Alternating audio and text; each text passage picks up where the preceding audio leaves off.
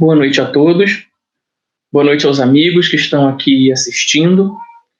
E vamos iniciar a nossa atividade, a nossa conversa na noite de hoje, com um tema muito interessante, já agradecendo a Deus pela oportunidade grandiosa de estarmos aqui em conjunto, nesse dia especial, onde vamos poder, entre amigos, unir pensamentos, unir corações. Então agradecemos a Deus na oportunidade desse momento, pelo dia que surgiu em nossas vidas, nos dando de fato a oportunidade de seguirmos em frente, de termos a oportunidade de nessa proposta fazermos o nosso melhor, entendendo o significado de cada momento, de cada pedacinho de vida que chega para nós e que através das nossas mãos conseguimos semear, trabalhar, plantar o bem e seguramente fazer a transformação interior e do mundo. Querido Mestre Jesus, esteja conosco hoje e sempre. Meus amigos, é uma alegria muito grande estar aqui com vocês. Viemos a convite dessa casa espírita tão querida ao nosso coração, o Grupo Espírita Missionários da Luz, e venho aqui do Rio Grande do Sul. Estamos em um frio bastante grande, talvez diferente aí do Rio de Janeiro. Para quem não me conhece, meu nome é Felipe, sou originalmente do Centro Espírita Amor à Verdade, aí em Santa Cruz. Tenho no Grêmio uma casa espírita que habita no meu coração, assim como seus frequentadores, trabalhadores voluntários. E venho trazer uma proposta, junto a um abraço aqui do Rio Grande do Sul, onde moro ultimamente, um abraço do Centro Espírita Leon Denis, da cidade de Lajeado. E foi nos trazido um tema que é muito, eu diria, que ele não é só muito importante, mas como muito necessário. E embora sob uma perspectiva técnica do Livro dos Espíritos, com a sua característica de perguntas, de respostas, e com o entendimento geral a que a obra se propõe, nós podemos perceber que ele, apesar de ser muito objetivo, ele traz para nós uma dimensão e um aprofundamento que faz com que a nossa vida consiga se encher de significado a partir do momento em que vamos visualizar o entendimento das propostas, elencadas através de perguntas feitas por Kardec, e dessa reunião de respostas que os espíritos assim organizam, nós vamos tentar relacionar com o nosso dia a dia, buscando sentido, significado e encontrando alguns porquês. A nossa etapa de estudos hoje está ligada à parte segunda do Livro dos Espíritos, especificamente o capítulo 7, que vai tratar para nós da volta do espírito à vida corporal. Esse capítulo, inicialmente, ele fala sobre o prelúdio da volta, que antecede ao nosso item, que será a união da alma com o corpo.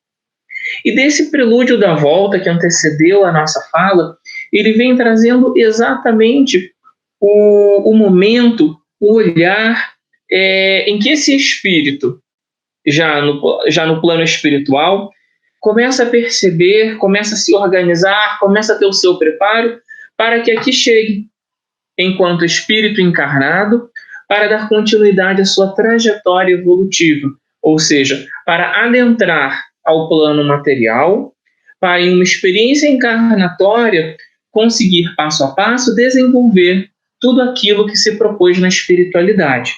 Então o prelúdio da volta ele vem tratando questões que tratam detalhadamente sobre isso, como o conhecimento dos espíritos da época da encarnação, se eles se preocupam com a sua encarnação, se ele pode apressar ou retardar esse momento.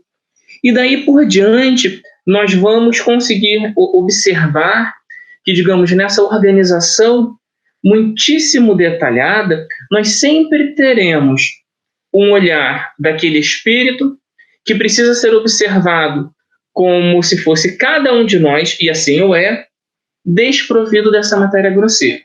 Por que estamos tendo esse olhar no início da nossa fala? Porque quando nós vamos falar de espíritos, seja com o seu adentrar ao plano espiritual, como também o retorno para o plano material, nós precisamos enxergá-los não como um ser desconhecido não como um ser à parte, mas, na verdade, um ser que tem a nossa dimensão. O que isso quer dizer? Nós somos alma, espíritos encarnados, e amanhã, desencarnados, espírito. E o que isso nos traz? Que a bagagem que eu trago, eu levo. O que eu desenvolvi aqui persistirá comigo, mesmo na condição de espírito, no plano espiritual. E, consequentemente, quando nós pensamos em organização para um retorno, em uma organização para o desenvolvimento de uma trajetória com planos, metas, objetivos, com propostas propriamente ditas, nós temos que pensar sobre uma organização de equipes espirituais muitíssimo organizadas e preparadas para isso, que conseguem trilhar conosco uma trajetória necessária, mas ao mesmo tempo compatível com a minha condição espiritual, principalmente no sentido da resistência.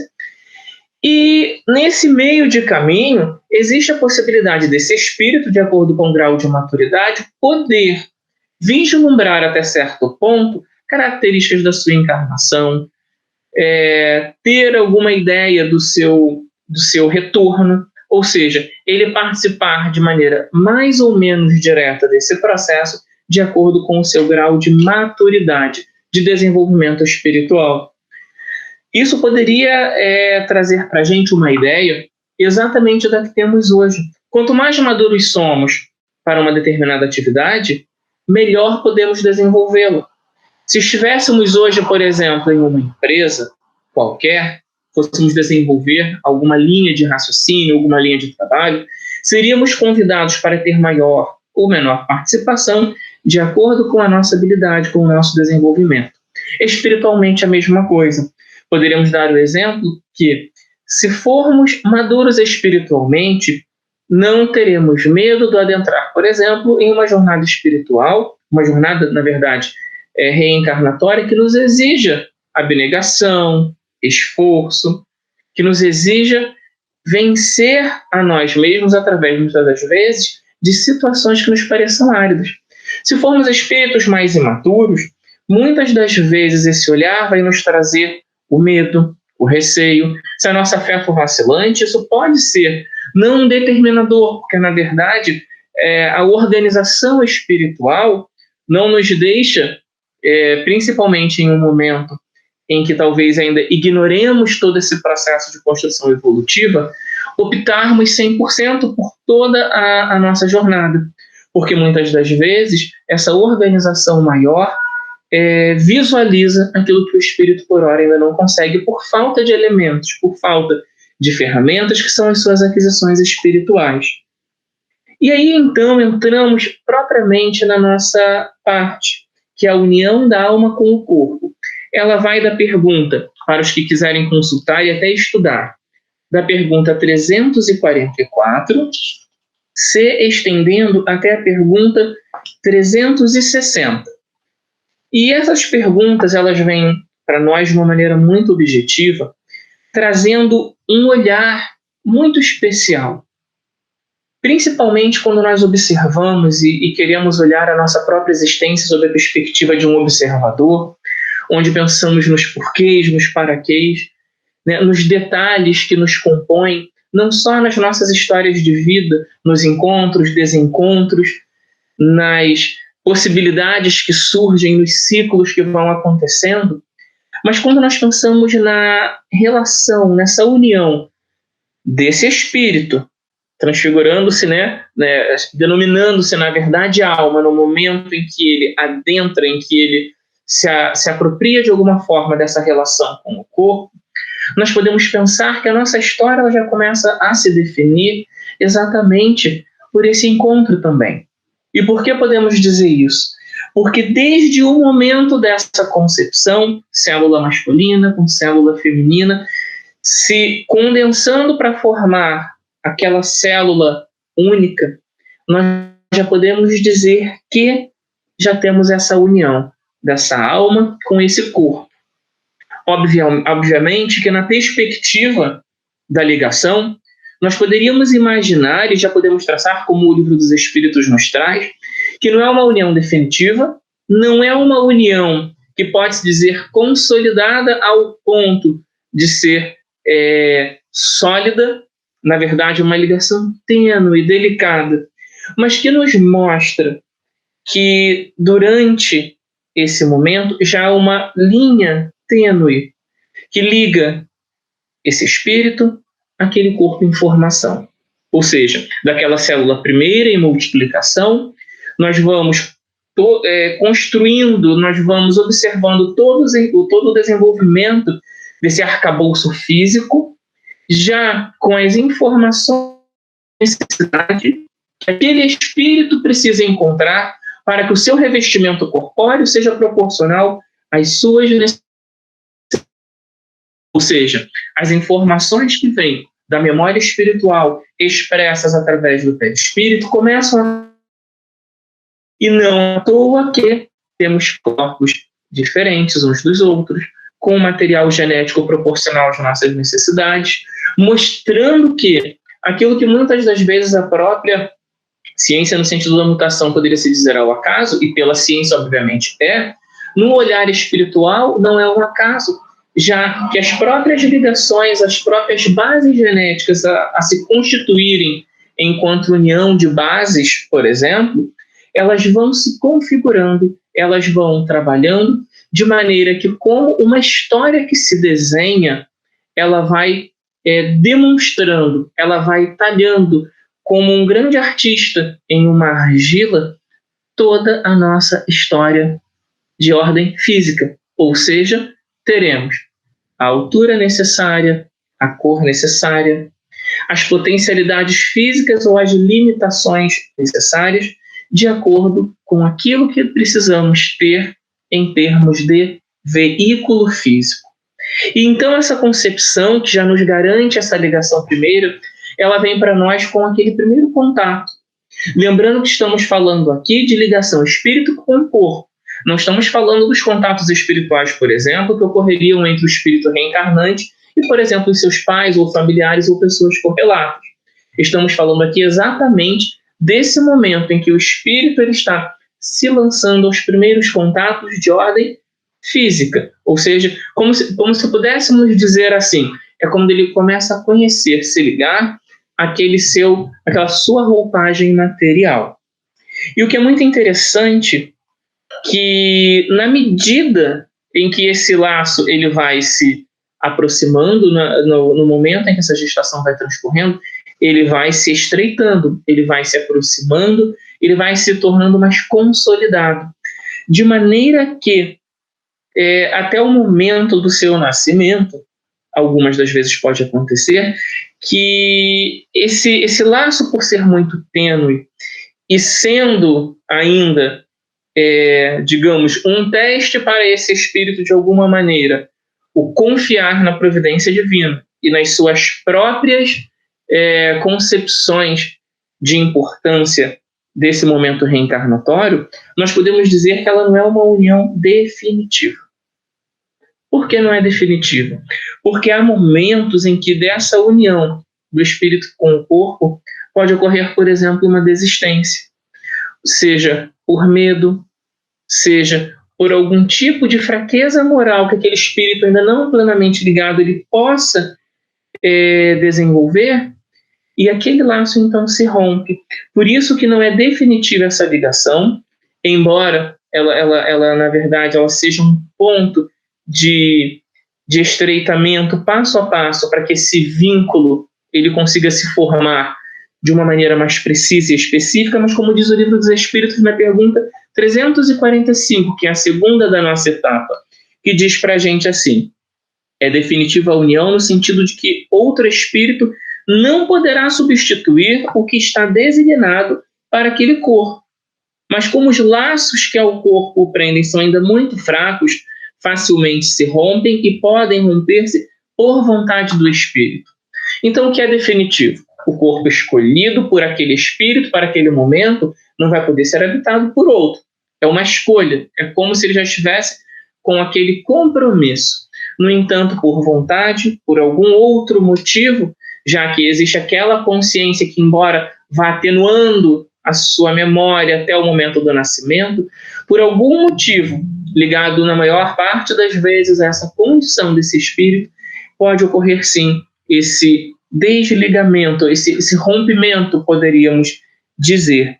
E assim, o corpo, que é esse veículo para a gente tão necessário, ele pode sim, digamos, ser desligado desse espírito e, consequentemente, já não seria um corpo viável.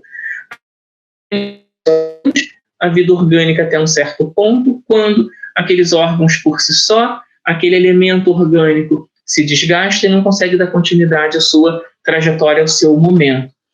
E então, quando nós temos a possibilidade, nós temos a ocorrência de uma morte corpórea, esse espírito necessariamente vai ter que escolher um outro corpo. Ele vai precisar passar por um outro momento em que uma nova organização, um outro espaço de tempo, ou seja, em que uma outra trajetória seja destinada, construída, né, no sentido dessa organização, para que ele possa, então, ter a sua nova oportunidade.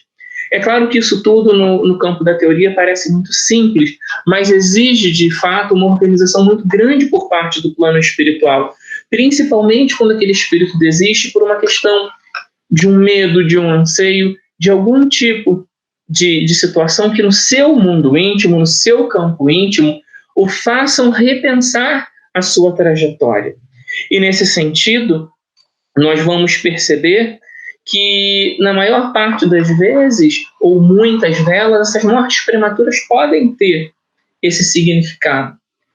Como o espírito não consegue ter essa consciência exata, principalmente no momento em que observamos agora um corpo dito imperfeito no sentido do seu maquinário, nós poderíamos pensar possibilidades de um natimorto. Ou a própria vida dos espíritos nos traz, se esse corpo morrer, qual seria a necessidade disso? Porque já seria um outro ponto de observação. Esse maquinário imperfeito de alguma forma, imperfeito ao ponto de não sobreviver organicamente, e que para o espírito, se esse não desistiu, não teria exatamente um significado tão intenso, tão marcante, quanto para os pais, onde normalmente esse tipo de prova vem por algum motivo que nós não podemos agora precisamente. Mas poderíamos dizer que, como tudo na encarnação é um processo educativo, nós teríamos nessa etapa, seguramente, para o espírito reencarnante, obviamente, processo educativo também, mas na proporção, conforme os espíritos nos esclarecem, na pergunta 47, a condição da morte prematura, ou mesmo em outras condições que nem chegam ao parto, há um grande processo entre o entendimento, o desenvolvimento íntimo desses indivíduos que passam pela reestruturação no campo dos seus sentimentos, no seu campo da educação íntima, dessa educação individual, por um momento muito peculiar, muito delicado, onde poderíamos dizer que nessa etapa dolorosa, o entendimento, a razão, ou atribuindo àqueles que assim passaram a responsabilidade, a oportunidade de desenvolver olhares, de desenvolver tudo aquilo que aquela condição poderia oportunizar. E o que é muito interessante nesse sentido, que como nós temos a certeza que somos regidos por uma lei natural e que tudo se encadeia por uma necessidade maior, e pautados na condição de um acaso inexistente, nós podemos observar com muita clareza que nas nossas relações entre espíritos, seja desde a construção familiar, aqueles que estão encarnados, os compromissos assumidos antes da reencarnação, as nossas histórias precisam conversar entre aqueles que chegam, aqueles que já chegaram, e entre o ir e o vir, ou seja, entre os nossos encontros e desencontros. Sempre há um processo educativo de maneira muito significativa para cada um de nós, ou seja, nós sempre estamos aprendendo. Então, seja para o espírito reencarnante ou para os pais, para aquele grupo, né, que direto ou indiretamente está ligado àquela situação, há uma necessidade, sobretudo, de desenvolvimento de olhares sobre a situação que se desenvolve para cada um deles. Até mesmo porque, muitas das vezes, nos processos doloridos, é que o espírito se abre a novas experiências, principalmente buscando, naquele vazio existencial, naquele momento doloroso, encontrar alternativas que muitas das vezes o seu olhar ainda não desenvolveu. E partindo do princípio de que Deus não nos desampara e que, se acaso de fato ele não está aqui para nós como uma possibilidade, ele vem exatamente nos informar a realidade de uma vida espiritual que nos convida, sobretudo, a olhar a vida futura, a pensarmos e repensarmos trajetória e a nos colocarmos como espírita, como seres reencarnantes, que por uma lei de causa e efeito mesclam as diferentes situações de vida para assim melhor viver e proceder. E então, dando continuidade, sabe o espírito previamente que o corpo de sua escolha não tem probabilidade de viver? Lembra quando falamos no início que a maturidade ou imaturidade do espírito vai definir muitas das questões em relação ao conhecimento que ele pode ter sobre algumas questões. E o conhecimento sobre esse dado pode ser dado a ele algumas vezes. Ou seja, principalmente se ele vem para passar uma trajetória, por exemplo, gestacional. 1, 2, 3, 4, 5, 6, 8, 9 meses. O que é interessante de se pensar aqui é se ele tem o conhecimento disso e ele entende essa necessidade, ou se ele estaria, por exemplo, tentando ter esse conhecimento já pensando em que aquele corpo não seria um corpo viável, isso abreviaria, em tese, o tempo dele de espírito reencarnante. Isso já seria um fugir da prova. Então, o que nós podemos dizer conforme os espíritos nos trazem? O conhecimento pode ser dado algumas vezes, mas isso não é o motivador de um espírito reencarnante. Principalmente porque na oportunidade de aqui chegar, cada um de nós adentraria como aquele momento evolutivo onde almejaríamos uma jornada de conquistas, de trabalho, sobretudo de experiências, para nos devolver a oportunidade dos ajustes que muitas das vezes vem como necessidade gritante para cada um de nós, tendo em vista, muitas das vezes, aqueles passos que foram menos felizes em momentos anteriores. E assim se dá quando nós conseguimos, nessa união da alma com o corpo, pensar e repensar que não é uma trajetória que nós poderíamos dizer que ela acontece em tempo real, no sentido do imediato. Embora nós tenhamos a possibilidade, inclusive, de reencarnações imediatas, de acordo com a necessidade, elas não são a regra. O Livro dos Espíritos, assim, nos esclarece que, normalmente, mais ou menos tempo, nós precisamos entender que, nesse mais ou menos tempo que o espírito pode ter, ele geralmente passa ainda por um outro período de adequação, de organização, até que aquela oportunidade se construa. E que, embora o imediato seja uma possibilidade, ele não é o comum. Ou seja, para aquele espírito que desencarna, seja na vida intrauterina, ou mesmo em momentos seguintes, normalmente não acontece uma encarnação, ou seja, uma reencarnação imediata.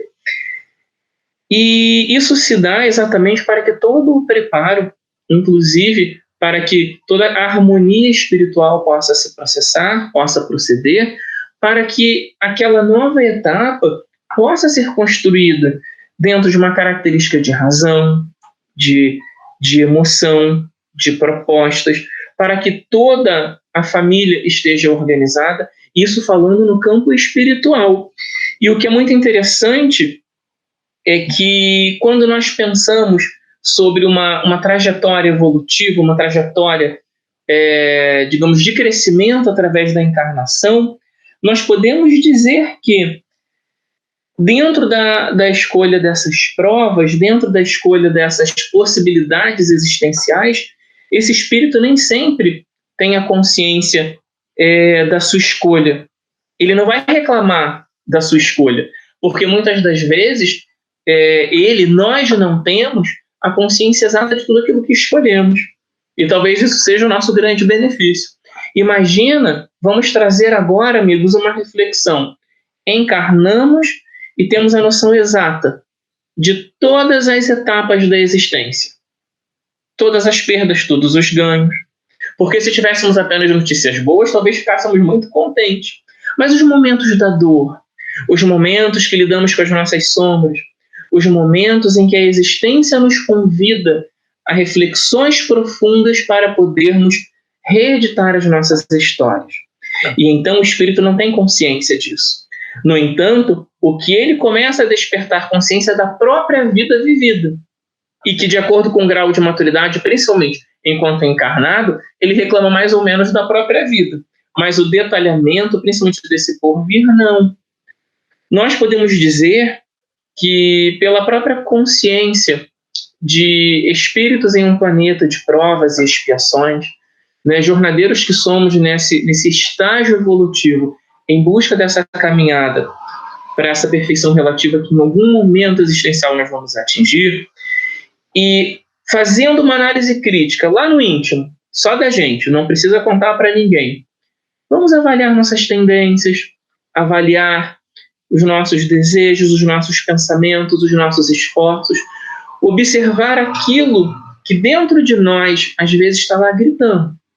Aí nós conseguimos perceber, existem aquelas questões tendenciosas, existem aqueles olhares. Então, consequentemente, isso me diz o quê? Qual a qualidade da minha trajetória? Que esforços preciso eu aplicar? Observando pelo hoje, nós podemos imaginar que no momento em que éramos espírito para reencarnar, as nossas experiências precisariam ser ricas de contatos que nos fizessem crescer. A boa notícia, pessoal, é que nenhum deles é desproporcional. Ou seja, é só o que cabe em cada ombro, porque Deus não nos daria nada que não nos fosse cabível. Desde a aparência, a limitação do nosso corpo, até mesmo as situações que ocorrem à nossa volta. E por isso, então, que a consciência, né, das escolhas em si, elas não são claras o suficiente. O que o espírito reclama é exatamente da própria vida. Muitas das vezes, se ele não tem o grau de maturidade ou ainda não desenvolveu a fé suficiente para entender a vida não com os seus problemas, mas com os ditos desafios evolutivos, que é uma outra forma de enxergá-la. E a encarnação por si só, ela vem como aquele momento em que pode-se dizer que existe um certo estado de perturbação, quase que letárgico. Por quê? O encarnar, na perspectiva do espírito imortal, é como se fosse uma prisão onde adentramos a esse invólucro material, sabidamente, ainda que sem o detalhamento disso, para uma experiência que vai nos testar.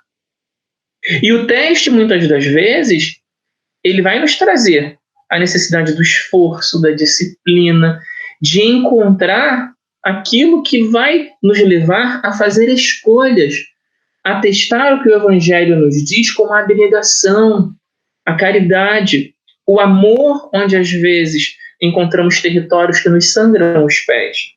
E então essa perturbação é porque já o espírito sabidamente não tem o detalhamento do que é, mas sabe que a experiência o exigirá. Então ele vai se aproximando através desse laço, sua memória ela vai ganhando contornos de esquecimento para que ele possa adentrar nesse novo momento da atividade, da experiência física, destituído dessas lembranças, destituído do livre-arbítrio nesse início de vida, tendo em vista as limitações físicas, que assim o tem na infância, para que pouco a pouco possa, nessa janela existencial, ir recebendo informações relativas, não totais, e o seu desenvolvimento e a sua apropriação, né, do seu livre-arbítrio vai dando a ele mais aspectos de liberdade para a continuidade da sua existência. É o que nós chamamos, e a 352 trabalha exatamente isso, sobre o desenvolvimento gradual das faculdades. O que é muito interessante, que o período da encarnação, ele é ao contrário do que se pensaria do período da desencarnação, principalmente para o espírito, para o ser encarnado, que desenvolveu aquela consciência tranquila do bom trabalho, do bom fazer, do bem viver. E isso, na verdade, um outro ponto muito interessante, que isso não é a concepção da perfeição, muito pelo contrário, mas é a ideia do ser inteiro, do usar o seu melhor, até mesmo porque nós não sairemos de uma encarnação como um espírito crístico. Claro que não, mas nós podemos sair muito melhores do que aqui chegamos. E então esse momento, que poderíamos dizer o momento final da nossa encarnação, já teria o sentimento contrário da reencarnação, que, embora com a alegria da oportunidade, traz aquela perturbação normal exatamente da sensação de prisão. Já o retorno já nos traria a sensação oposta, desde que tenhamos uma trajetória higienizada pelas nossas boas ações. Frisando mais uma vez que isso não significa perfeição, nem a perfeição relativa. Nós somos ainda construções, nós somos ainda argila para em algum momento chegar à obra final, aquela obra-prima. Então, o nosso trabalho é que vai classificar exatamente o tipo de vida que teremos, gerando a conquista e demonstra o grau do nosso esforço, o nosso mergulho na nossa existência. E então, pensando nesse espírito que reencarna, que desde o seu momento como feto, já a ligação desse espírito, nós podemos observar a vida nesse processo do momento da concepção. Ela vem por esse grito de liberdade, de uma necessidade existencial na situação em que ela se apresenta. Ou seja, aquele espírito que naquela condição fácil ou difícil, ele já encontra na possibilidade de uma nova jornada a oportunidade de construir as suas próprias experiências, que nem sempre serão fáceis, que nem sempre serão as mais simples, mas que por uma necessidade, por uma resistência, mesmo o espírito sabendo que vem talvez em situações dificílimas, ele não rompeu o seu próprio laço. Obviamente que existem situações muito delicadas e muito difíceis quando nós pensamos nesse espírito, pensamos em nós mesmos, quando temos a oportunidade de nos lançarmos a uma jornada reencarnatória com o seu aprendizado proporcional, tendo sido essa pensada no seu detalhe, do menor fio de cabelo ao complexo organizacional que o nosso organismo tem para que possa abrigar a cada um de nós imaginamos esse feto oriundo da união de uma célula masculina, uma feminina, dando início a todo um processo de multiplicação que vai formar esse arcabouço capaz de comportar esse espírito, que no seu processo de aprendizado usufruirá, será um usufrutuário desse maquinário.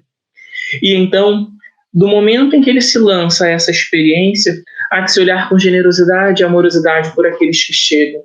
E nesse sentido, o olhar do aborto, ele precisa ter uma percepção de muita delicadeza, de muita assertividade, de muita caridade acerca de um tema tão delicado, tão atual e com tantos olhares e pensamentos acerca do mesmo.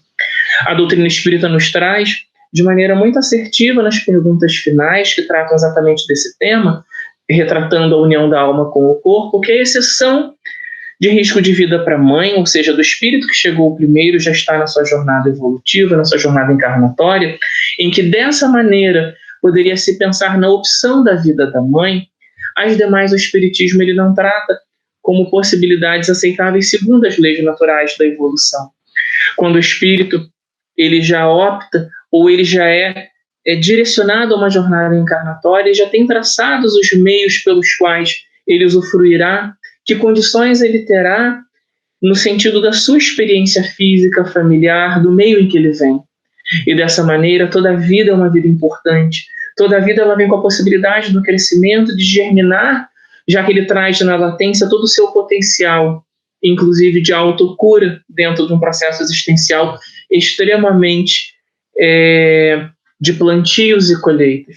Sendo assim, que possamos observar a experiência da vida como uma experiência de generosidade de Deus para conosco, onde a sua bondade nos traz a dimensão desse amor que muitos de nós ainda desconhecem pelo tamanho que ainda temos. E assim, que possamos nos lançar nessa existência fazendo uso do nosso melhor, do nosso potencial em desenvolvimento, e entendendo que, embora a perfeição relativa ainda não seja uma possibilidade, o nosso voo ele pode ser muito bom. Vivemos momentos são necessários para a manutenção da nossa existência física, mas que nos convidam a uma percepção da nossa própria vida espiritual. E assim, essa temática que parece um tanto quanto objetiva, ela vem para nós, na verdade, aprofundar inclusive os nossos olhares filosóficos sobre a própria existência, onde eu olho para o espelho e consigo observar da cor dos meus olhos, do cabelo, da minha altura, da minha limitação, da minha potencialidade física, uma necessidade desenhada em algum momento pelo grande arquiteto do universo, que é Deus, que nos deu de presente aquilo que necessitamos para levar a nossa experiência da melhor maneira possível, porque sobre os nossos ombros não viria nada que não pudéssemos levar. Então, que possamos abraçar essa oportunidade como talvez a maior de todas elas, que é a oportunidade da vida, seja ela como for. Meus amigos, o nosso tempo está se esgotando, o tema ele é muito vasto, e dentro da nossa própria limitação, tentamos reunir os principais elementos que pudessem conversar com as nossas realidades íntimas, com a nossa realidade de vida, com a nossa realidade existencial. Eu deixo aqui registrado o agradecimento ao Pablo, que é o nosso referência na tecnologia da informação, que nos ajudou na gravação desse nosso bate-papo tão gostoso. O meu carinho e o meu beijo, o meu abraço especial para os amigos e irmãos do Grêmio, que estão aqui dentro do meu coração. Enfim, que tenhamos excelentes oportunidades de reencontrarmos aqui através dessa via ou de tantas outras, mas levem um abraço muito carinhoso aqui do Rio Grande do Sul, desse friozinho que está aqui, do Centro Espírita Leon Denis, e o meu abraço pessoal a cada um de vocês que estão assistindo, que estão ouvindo, que frequentam essa casa tão querida ao coração. Fiquem com Deus.